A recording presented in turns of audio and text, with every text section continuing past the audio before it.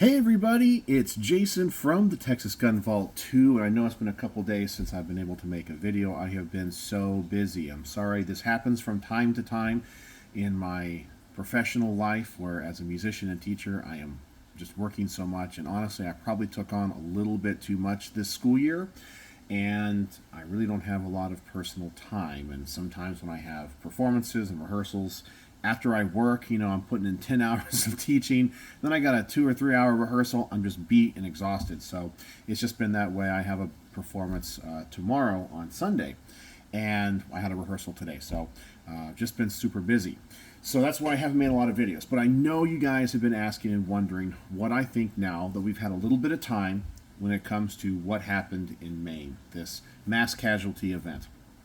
And you guys probably want some of my predictions, because I always talk about what I honestly think is going to happen. I know some people get out there and they do the clickbaity stuff, like I know some channels are already like, Biden calls for another assault weapons ban. Like, he does that every single day. So yes, after this event he's going to do it, but realistically, is anything going to happen?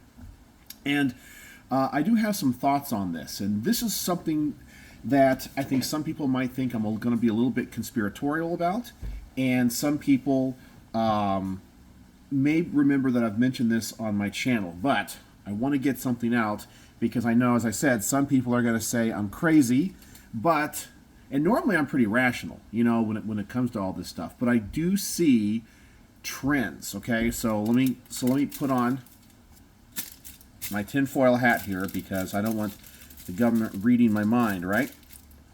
Okay, so what do I think is actually going on here? Now, I am not saying that there's any conspiracies or like anything major going on behind the scenes, but the timing of these events is always very, very, very suspicious. Okay, so hear me out. I've mentioned this in the past, where the times that Congress is voting on pro-gun legislation or amendments to bills is a very rare event. We're talking about 1 or 2 times in the past 8 years, okay?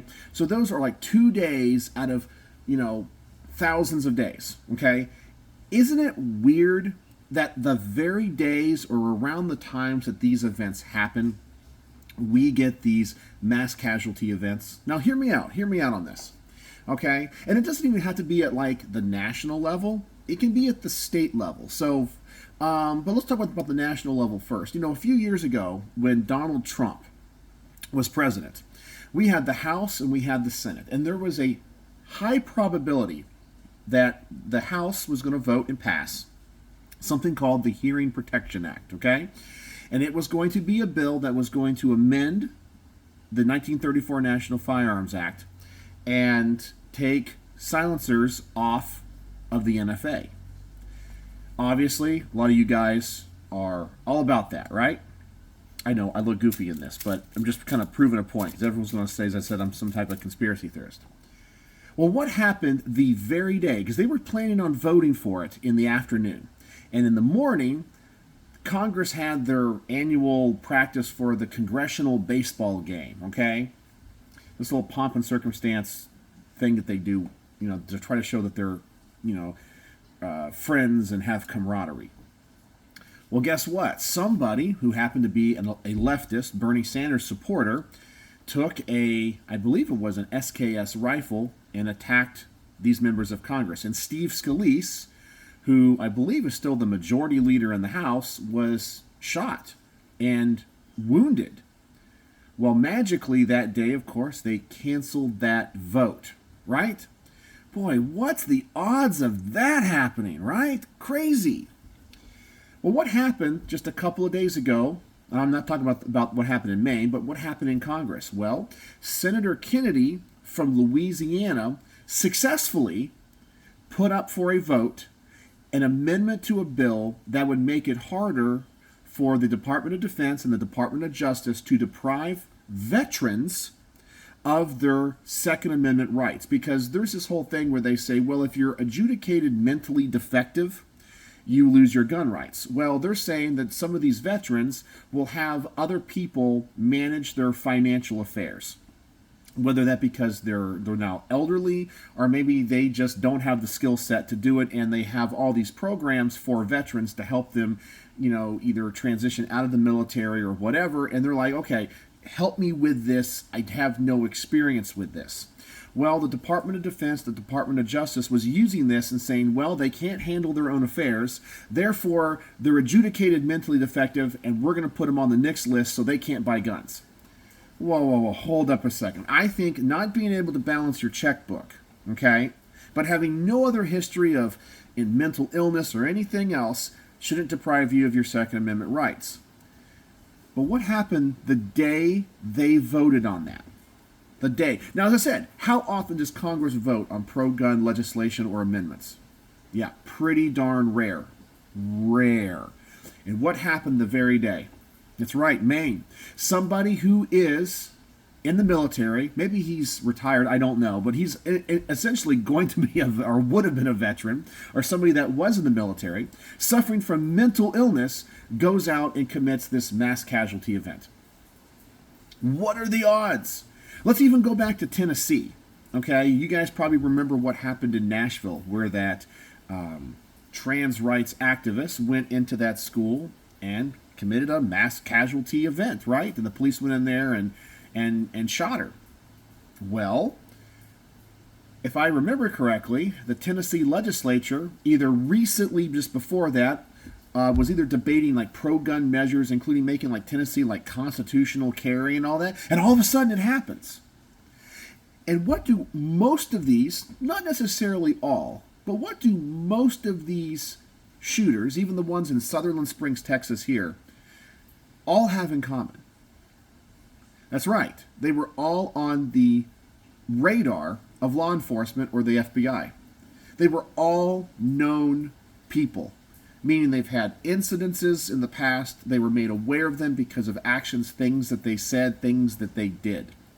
So, I am in no way saying that there is some grand conspiracy that people in the government, when they see pro-gun legislation or something pro-gun happening, I even think there was an incident when the Bruin decision came out. There was like a mass casualty event around that time. Was it the one here in Texas at the mall? It was something like that. It's like, how convenient is that? I mean, like, wow. And I don't think that these people, I don't think this guy in Maine was watching the news and goes, ha ha ha ha ha, now that they passed this amendment in Congress, I'm going to go do it. I don't think that was the case. But it's really weird that these people were known to law enforcement, and when these pro-gun bills, amendments are being voted on, these things happen. Isn't it kind of suspicious, or at least makes you think? I'm telling you guys, it's like clockwork. If you know and can see on a legislative agenda, in whatever state it is, especially if it's at the national level in Congress, if you see them and know on this day they're going to take up a bill that is pro-gun, I can guarantee you the day before, the day of, or the day after, there's going to be a mass casualty event. It always works that way, and the person that commits it was known to law enforcement. Now, I will let you guys draw any conclusions or not about that. But it does make me think. It makes me wonder. Okay? I'm not saying it's true. I'm just saying that the probability of that is very slim because, first off, the legislatures, especially in Congress, they rarely vote on pro-gun bills and amendments. Okay? So it's a very rare time. And these mass casualty events, despite what the media wants to say, they're relatively rare. Especially the biggest ones, right? And why do they all seem to happen? These two things that have, no correlation seem to happen. I know they say correlation isn't causation or whatever, but it's really weird that when pro-gun bills and amendments are voted on, mass casualty events happen. Just throwing it out there.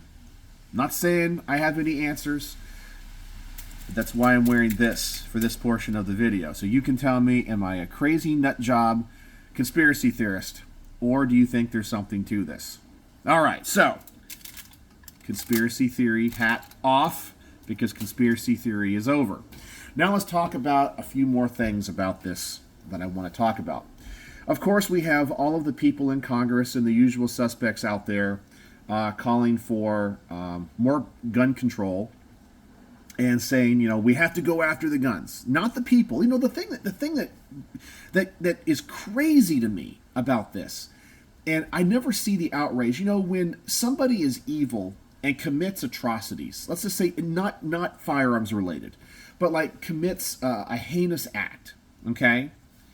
We get mad at the person. We get so mad at the person. Everybody gets mad at the person that commits it. We want to know what was their motivation. But when it comes to these events, nobody cares about the person. They're just ancillary to the discussion.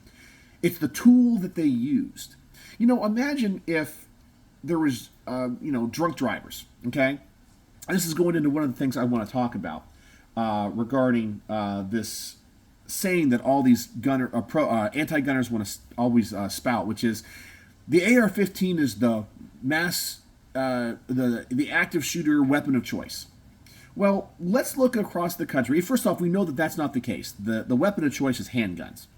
But let's just say we look at this through like drunk driving. And we look at all the statistics of drunk driving. And it turns out that 60% of drunk driving fatal accidents occur when the drunk driver is drinking, let's just say, I'm going to throw something out here, not saying this is the case, Miller Lite, and they're driving a Honda Accord. Like 60% of all fatal car crashes use a Honda Accord, or they're drinking Miller Lite. Do we go out and say, well, Miller Lite or the Honda Accord is the beer or the car of choice of drunk drivers? Therefore, if we ban Honda Accords, we're going to get rid of drunk driving fatalities. Everybody would go, what the hell are you talking about? They're just going to drive a different car, right? So going after that doesn't do anything whatsoever. But that's what happens with these anti-gun politicians. They're like, the AR-15 is the firearm of choice.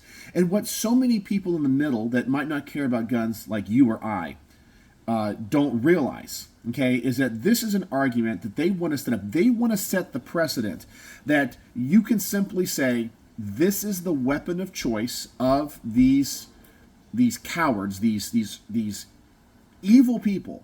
Therefore, that precedent allows us to ban that thing. So let's just say, in a magical world, they are able to ban AR-15s, and they're able to even confiscate all of the AR-15s in the country. But then, the next mass casualty event is committed by somebody with a Ruger Mini 14, which is one of those guns that is always approved on those lists. They're saying, well, you ban the AR-15, but we allow the Ruger Mini 14. What are they going to do when the next mass casualty event happens? Well, the Ruger Mini 14 and 10-round capacity magazines are the weapons of choice of these shooters. Therefore, we have to ban them. Okay, then in a magical world, those get banned. And then the next thing is, well, now the Glock 19 handgun is the weapon of choice of mass shooters. We have to ban it. And what's the end goal? They just keep going and going and going, because now the precedent is set that whatever weapon is part of that event gets banned. They don't go after the fact that even if all the weapons were banned, there's no guns. People that are mentally capable of committing these atrocities still walk amongst us. I mean, for example, let's just say that this, excuse my language, this douchebag in Maine, okay, this terrible, evil incarnate of a human being, okay, this piece of filth that committed this. Let's just say he did not have access to a gun. Would you feel safe just being around this person in a room? Now remember, he is mentally capable of taking innocent life that he doesn't know about and be cold and callous about it and have mental issues where he's hearing voices. Would you feel safe and have your children around this a person? Probably the answer is no. But that's the solution the anti-gunners have. They want to go after the gun. They want to hurt you that has never committed a crime, has no desire to hurt anybody. I mean, I have lots of guns. I'm around guns all the time, and this, well, once again, this is this JP Enterprises carbine that I have to review. In fact, I'm going to film the range report or the garage portion as soon as I get done with this video. But I hope and pray I never have to use a weapon to hurt anybody. Those thoughts never even cross my mind. Like, I know they don't cross yours, because you're a rational, compassionate, good person. Okay? And I hope I never have to use my firearm in self-defense. I hope. I cannot imagine the emotional stress, the legal issues. It's, going through that would be, better than being dead. However, you hope and pray you never have to. It's like having a fire extinguisher at your house, right? You hope and pray you never have to use that fire extinguisher. But it's there to put out the fire, even if you're going to have to remodel your whole kitchen, okay? And cost you thousands of dollars. Well, it's better than losing the whole house, right? So, these people would still walk amongst us if they didn't have access to guns. And if these people are capable of doing this, they're going to find another method. The only reason they go to these guns is because it's what's available. But trust me, they'll go to trucks and cars. Now, I don't want to go to a dark place, but imagine what kind of damage somebody could do with a big pickup truck outside of an elementary school when school is being let out. Just imagine in your mind. Imagine that. It's a dark place. But if somebody did that, would we want to go out and ban all Ford F-150s? Or would we go after the people and figure out, why are these people doing this? Now, in this case, it sounds like he's hearing voices. Most likely he was probably schizophrenic. Okay? And all the laws that they passed weren't enforced in Maine. They have, the yellow flag law, where this was supposed to be flagged in the system. Okay, so he was already a prohibited person because he was committed to a mental institution for, 2 weeks? And he was a firearms instructor. So let's just say, too, we don't know where he got the weapons. We don't know if these were his own weapons, but he was a firearms instructor, so we can assume he did own weapons, but he was also a member of the U.S. military's Army Reserve or something. So maybe as a firearms instructor, for all we know, this was a weapon that was issued to him as a firearms instructor for the National Guard or the Army Reserve or whatever it is. So all these laws wouldn't have done anything. They wouldn't. But we don't go after the people that commit these atrocities. We don't want to know more about them. We don't want to know what makes them tick and how to identify them before this happens, and have reasonable mechanisms in place that are constitutionally sound. By the way, red flag laws are a big unconstitutional no-no in my book. But this Maine law, this yellow flag thing, where they're like, okay, if it's, they have a better reporting system supposedly for if you go into a mental hospital, law enforcement can do things. There's a due process where you get your day in court. That a little bit more reasonable, and I think a little bit more constitutionally sound. But red flag laws are no, because we all know that they'll be abused. But we don't want to we don't want to investigate this stuff. We only want to go after the gun. Now, let me ask you, too. What? Hold on. Here we go. Put it back on, because it's conspiracy theory time, okay? Conspiracy theory time. Let's talk about what our government does, okay?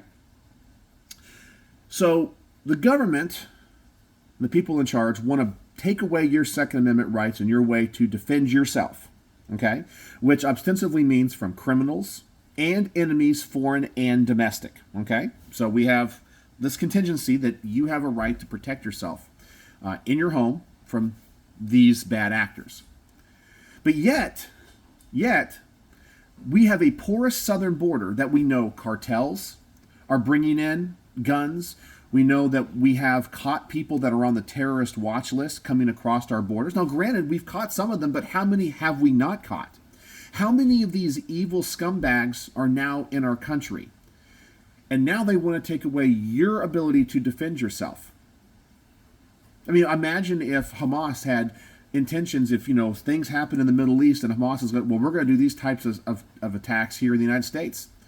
Well, the people that say they care about you want to disarm you. Okay, so that's thing number one. These are also the people, okay, the people that want to disarm you are also the people that are all about defunding the police. So they want to make sure that law enforcement, now I'm not a big fan of law enforcement because I think there's a lot of corruption out there. I think a lot of law enforcement, not all, but there's a lot of law enforcement officers that will follow unconstitutional orders because they don't want to lose their jobs and they want to go home at night. That's it. You know, if their bosses said, hey, you need to go stomp on the rights of people that are peacefully protesting, you know, vax mandates and go arrest them, they'll go do that because they're like, I'm just doing my job, you know. But I'm not saying all law enforcement is that way. Okay, so please don't construe it. But these people that want to disarm you want to defund the police. So when something really bad does happen or somebody invades your house, number one, you know, when seconds count, the cops are only minutes away. But let's say you call the cops and they're going to be like, listen, we're defunded. Like, we can get an officer out there after everyone's dead and take a report in about 4 hours. Yeah. So they want to defund the police. They want to import criminals and allow terrorists to come in. Okay. They don't want to stop any of that, but they want to disarm you. And they want to pass more and more and more unconstitutional laws, okay, that are depriving you of your life, your liberty, your property, you know, constantly raising taxes, constantly forcing you to fund things that you disagree with at the point of a gun, because of course they're going to have guns and the government has the monopoly of force. Okay, so they want to be able to be as tyrannical as possible. I'm not saying that right now they're passing, you know, crazy tyrannical things. But of course we know the potential is there. We know the potential is there. And then they want to go arm other countries. So they say that, for example, you can't have guns, but we're going to go send fully automatic machine guns to Ukraine.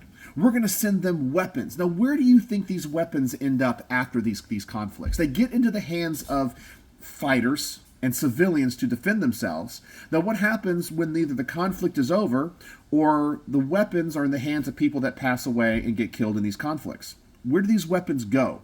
Do you think they just disappear like a video game that when you get killed, the gun just like vanishes with you? No, the gun stays there. It's a durable good. So the gun ends up in the hands of foreign militaries. You have terrorist organizations, criminal underground, organized crime. And who are these people potentially going to go after in the future? You. They're going to go after you. Yeah, so tell me, these anti-gunners at the top, like a Joe Biden, a Kamala Harris, they claim they're for you, to keep you safe. But they're evil. They're absolutely evil. They want to disarm you as they import criminals, terrorists. They defund the police that are there to supposed to protect you, even though they have no legal obligation to protect you. They give themselves more and more power to go after you, to prosecute you, to take away your property and your life and your liberty. And they give weapons that you're not even allowed to have to other people in other countries, where they could end up in the hands of people that want to hurt our country and hurt you. It's absolutely evil and disgusting. Now, I know none of you guys are going to fall for it. But with my conspiracy hat on, right? The tinfoil hat, there's something amiss. There's too many questions that have to be answered. I'm not saying there is this cabal, but maybe there is. I don't know. You guys have to decide. I'm not saying one way or the other, but I'm just asking questions, and you guys can answer those. Okay? So, conspiracy hat off again.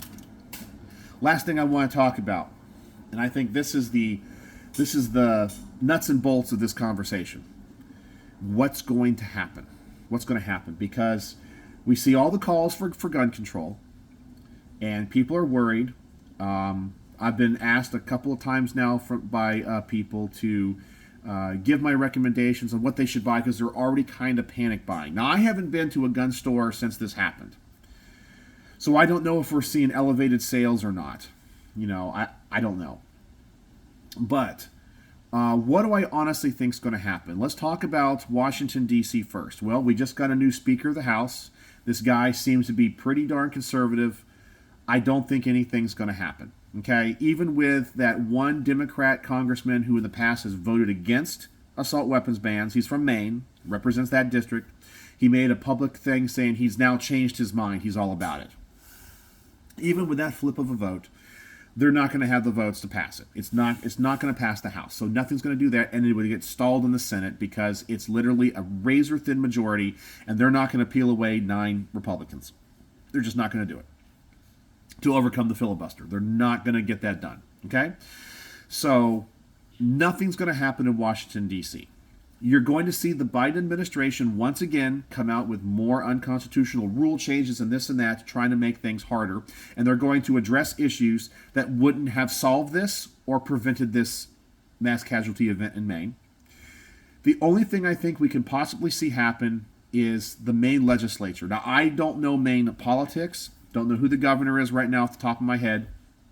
I don't know what the makeup of that state's legislature is. On the worst side, I think they're out of session right now. I can see the governor calling a special session. I think you're going to see them revamp their yellow flag law, make it a red flag law. And you're going to see a huge push in that state for an assault weapons ban and magazine capacity limit ban. Now, I don't know what the probability of that passing right now is, but you always see the overreactions by people. And you're going to see the anti-gunners try to use this opportunity to disarm you. And that's it. That's what's going to happen. I think the only thing law-wise that can change is in Maine.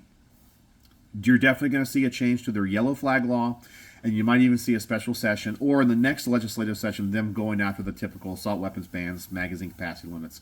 And if emotions are still high, there might be a chance of that passing. But that's my predictions there.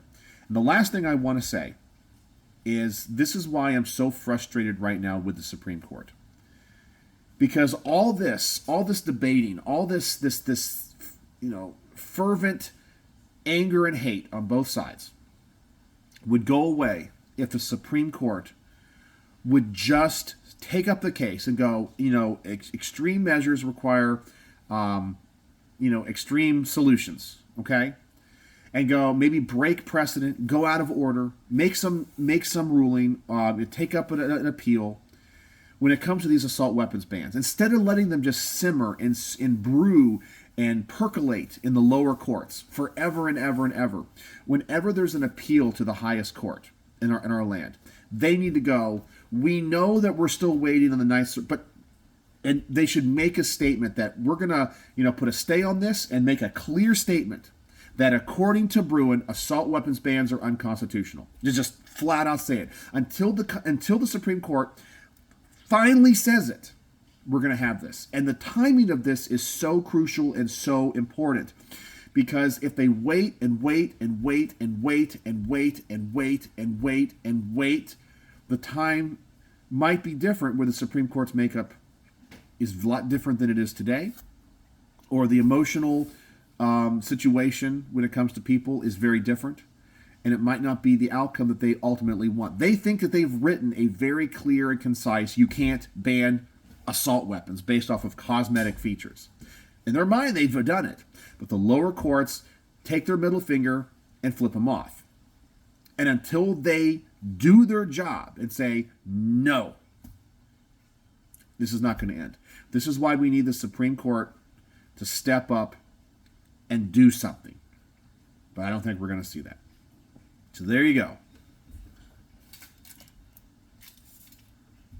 Conspiracy theory stuff and my predictions of what I think is going to happen.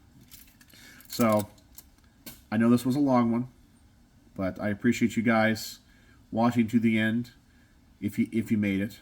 As I always say, you guys have a high tolerance of pain. So yeah, so anyway, that's my thoughts on all this, and I hope that we can have a great discussion in the comment section below, and maybe I had you guys think about something that you hadn't thought about, and maybe you guys can say something in the comments that I haven't thought about, and that's what this is all about, because obviously we want a strong and healthy Second Amendment, but I think we all agree that we need to find constitutional solutions to figure out what can be done and, of course, end all of this madness. So let me know what you think in the comment section. What's that? The constitutional section.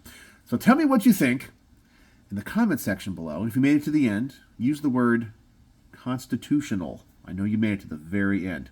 So, as always, thanks for watching.